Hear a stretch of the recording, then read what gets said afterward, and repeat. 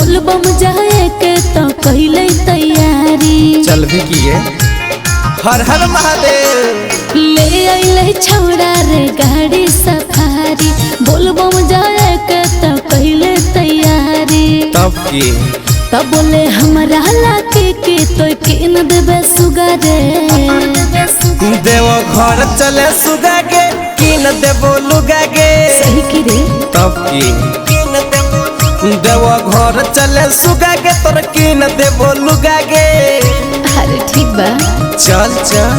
हेरे ले आइले छौड़ा रे गाड़ी सफारी, बोलबम जाए के तो कहले तैयारी। ये एक्सप्रेस गाड़ी है जी, चलिए ना। ले आइले छौड़ा रे गाड़ी सफारी, बोलबम जाए के तो कहले तैयारी।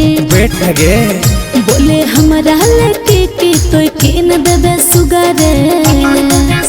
देव घर चले सुगा के किन देबो लुगा के। कौन कलर रे?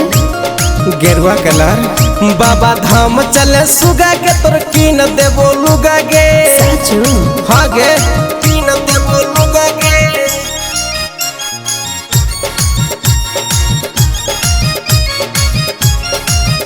देव घर चले सुगा के किन देबो लुगा के। देव घर चले सुगा के तोर किन देबो लुगा के। किन देबो लुगा के। देव घरवे के नामी हो कोई शंखा पोलावा। सिंगरवे से भरली है रानी अपन झोलावा। से भरली है रानी अपन झोलावा। देव घरवे के नामी हो कोई शंखा पोलावा। सिंगरवे से भरली है रानी अपन झोलावा। बोल अरे बाबा के चिलम तोरा पीने न दूंगा रे। देव घर चले सुगा के किन देबो लुगा के।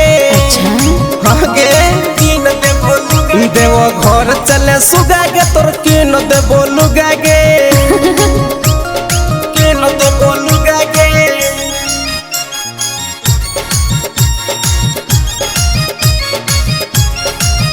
देव घर चले सुगा के किन देबो लुगा के। देव घर चले सुगा के तोर किन देबो लुगा के। किन देबो लुगा के।